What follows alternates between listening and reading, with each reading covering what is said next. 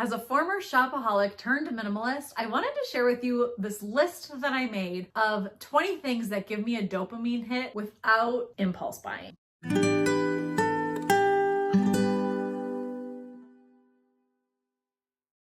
Before we dive into my list of 20 things that give me a dopamine hit without impulse buying, I wanted to share with you kind of where the idea for this list came from. I was recently on the podcast Money Love with Paige Pritchard, who I absolutely adore. She's the founder of Overcoming Overspending and a woman by my own heart. Not only was I just on her podcast, but she was recently on mine, which you can actually watch right here. I never remember which side. When I was on her podcast, she asked me what the biggest difference was that I noticed after healing from my shopping addiction. Without too much hesitation, I was able to say that the biggest difference I've noticed is that I'm more of an even keel happy. I am more consistent happy, because back when I relied on shopping as my dopamine hits, as something that brought me joy and made me happy, I was reliant on something outside of myself, and something that didn't last very long, because every time I would buy something, it wasn't very long before I wanted something else because this thing was no longer making me happy, you know? Basically, I explained it to her this way. I read the book Dopamine Nation, and in the book, the author talks about how dopamine is like a seesaw, and the more that we feed dopamine, shopping, the more we buy, the more we feed that dopamine, the seesaw is going to find a way to create balance, which means we have that major fallout, that major dip. And that is what my whole life felt like for way too long. I think of it more like a roller coaster where I would be riding the high of shopping and then I would crash with the realization that I had spent too much money. I didn't really want the stuff. The stuff was no longer making me happy. Almost from the second I left the mall and got home, I was no longer happy with my purchases.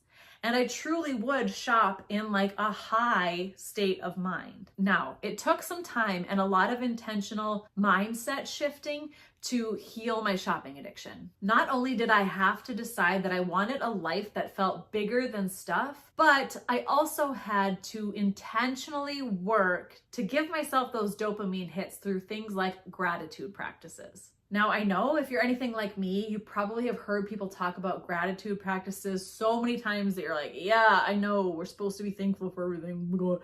It's a lot. But I promise you it works, especially if you're not in the habit of doing it. It can sound really cheesy, but the more you train your brain to seek out gratitude, the more you naturally welcome happiness into your life. I pinky promise. Okay, one more thing before we dive into the list. How do you start practicing gratitude when it doesn't come natural? When I first started my gratitude practice, I was reading a lot of Wayne Dyer books. But on top of that, I also read a book called A Simple Act of Gratitude. This was all about a lawyer whose practice was struggling, and he thought maybe if he wrote gratitude letters, it would at least help him feel better and maybe help change his life, which it may or may not have. So I started over the top doing gratitude. Instead of sending out Christmas cards with a simple family portrait, I wrote handwritten thank you cards to at least 100 different people. No matter what kind of impact they left on my life, I let them know it. But the most important thing came from the lessons that I learned through Wayne Dyer's teachings. And that is that so often when we say we're thankful for things or we practice gratitude with like an empty heart and for a lot of the basic things. For most of us, it's easy to wake up every morning and say, I'm thankful for my house, I'm thankful for a roof over my head, I'm thankful for food. And while we are thankful for those things, a lot of times we detach our true feelings from the things that we're saying we're thankful for. So what I started to do was make gratitude a little more sneaky. As soon as I woke up in the morning, I would start trying to think of things that I was truly grateful for. And this was when my life was struggling the most. It was just before we downsized our house, when my marriage was falling apart. I was waking up angry every single day and I just wanted to get out of it. So I would roll up in the morning. I would wake up in the morning and immediately start trying to think of things that I was truly grateful for that weren't total crap. So here's what I mean. I remember one morning waking up and looking into my bathroom thinking,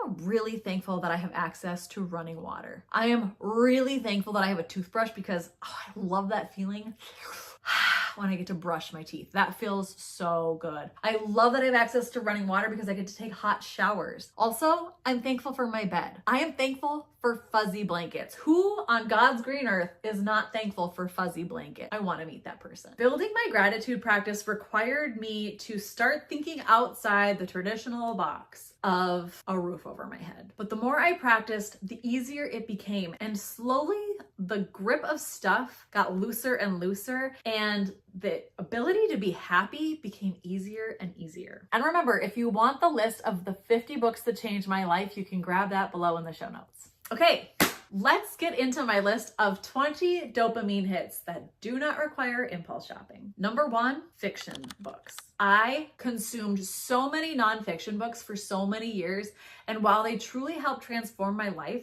about a year ago, we were having a snowstorm here in Minnesota, and I came across a book called The Paris Apartment, written by author Lucy Foley. And maybe because I'm so basic, the idea of reading a book about Paris seemed really exciting, but I also knew I was going to be snowed in for an entire weekend. So I thought, maybe I'll grab a book too. So as I was checking out, I grabbed the book and I was hooked. Not only do fiction books give me a dopamine hit, but in particular, thriller fiction books. I am not one for scary movies, horror movies. I don't like all the murder. I don't like the forensic stuff. I don't listen to murder podcasts, but a good story about solving a crime or some deep mystery, I love that. Love that for me. Number 2, cold water.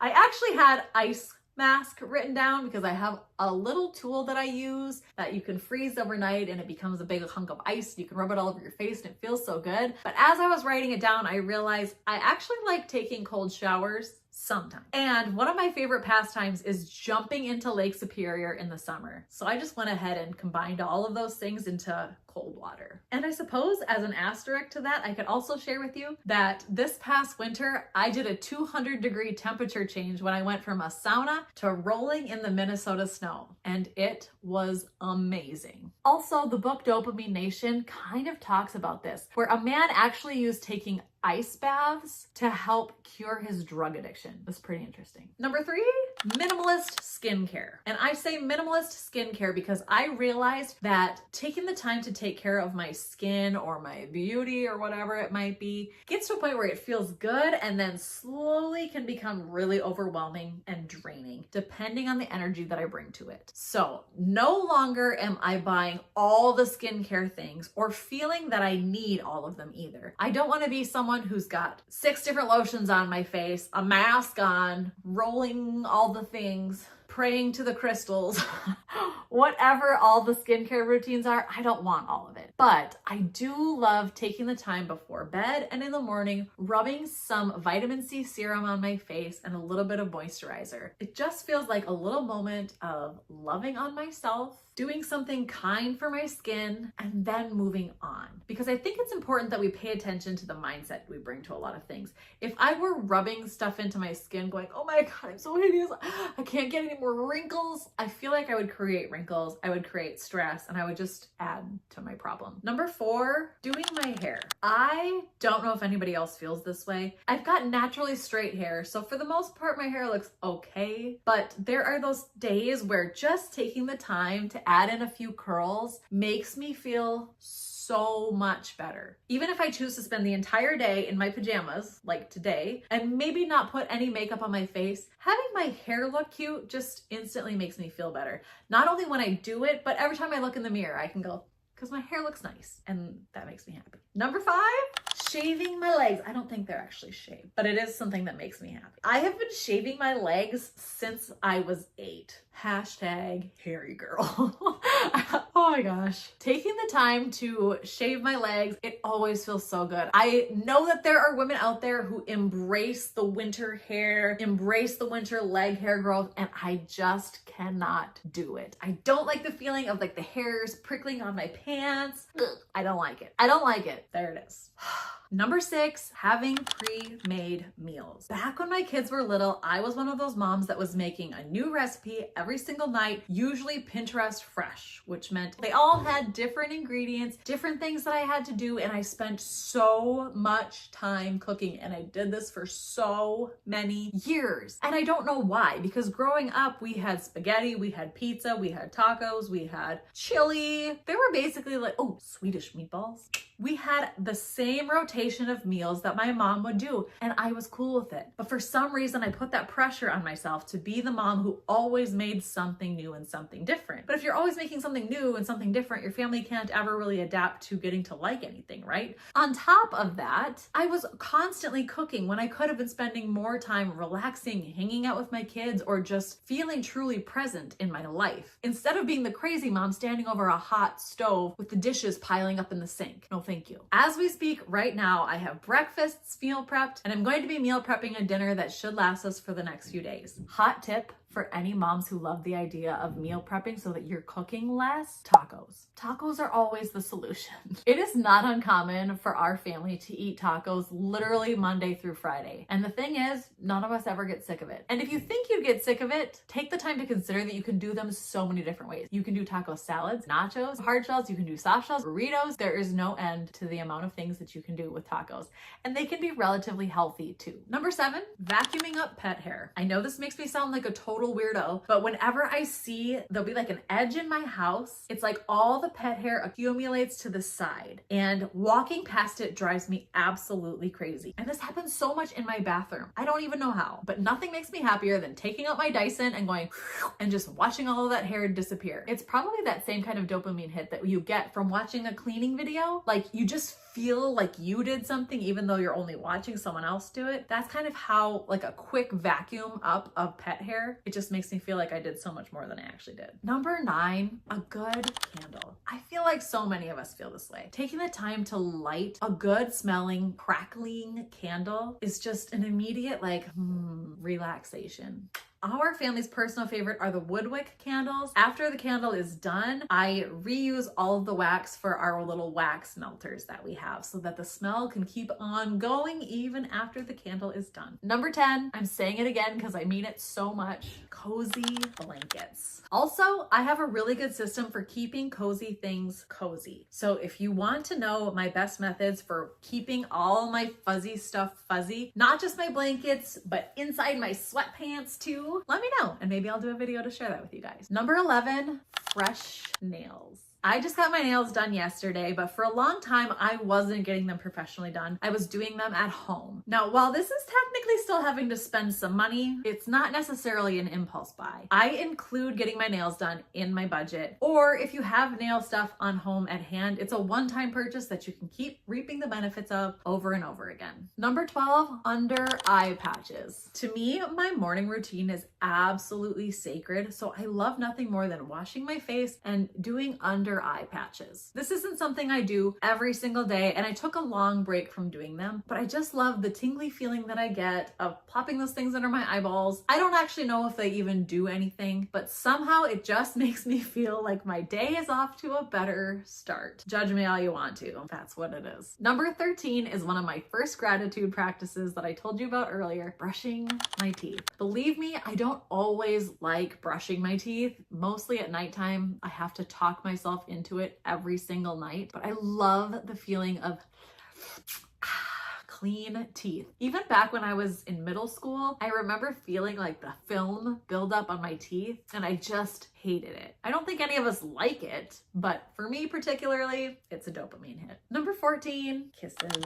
I love getting kisses. I like giving kisses from a select few people and animals. I love kisses so much that I have trained my dog to give me kisses. I look at him and I say, I'll go with kisses, and he'll lick my chin right here. So I don't want him licking my mouth. Number 15, hugs. Hugs from my kids and my husband, I am pretty sure could cure me of cancer. Like, they just make me so happy and bring me so much peace. When I'm having a bad day, when anything feels rough, a hug from my husband or kids, instantly. 50% better. Makes everything at least 50% better. Number 16, a karaoke machine and or just singing in the shower. I put karaoke machine because my mom got us a karaoke machine for Christmas and I use it all the time. If I'm having a bad day or I'm not feeling inspired, just need a little pick me up, I will bust out that karaoke machine. I'm also known to be someone who spends a little extra time in the bathroom at the end of my shower singing, I don't know, Phantom of the Opera. The Phantom of the Opera. I always say for me, singing is like therapy. It's like intentional screaming.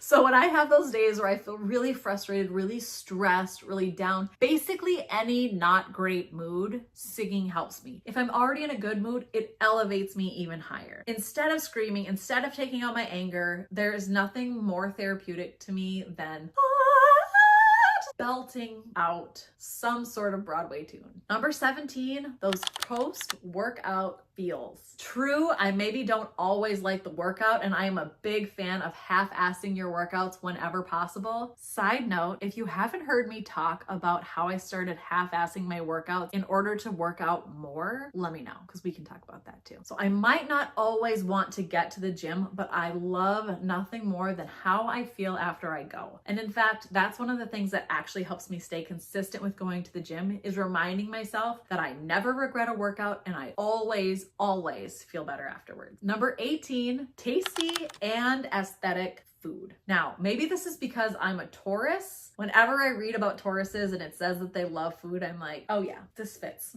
I love nothing more than going to a new restaurant and trying their unique meals. Duck wontons, avocado wontons with a jalapeno strawberry sauce, something else that isn't wontons. I love it. If the food is pretty, unique, and tastes amazing, all the dopamine, all of it. Number 19, anything in a wine glass, anything. I work from home and just about every single day at some point, I will pour either sparkling water or a poppy into a wine glass. And while I'm typing on my computer, I love being able to grab a pretty wine glass and sip my orange poppy. It just feels amazing. I don't need the wine in the wine glass. I just like having the pretty glass to sip from. It makes me happy. So sue me. Number 20, and this is probably my favorite one. Maybe you guys know where I'm going with this. Being in my bed. I cannot tell you how many times I wake up in a day and tell my bed, I love you. I will go to bed at night and literally be like this. Oh,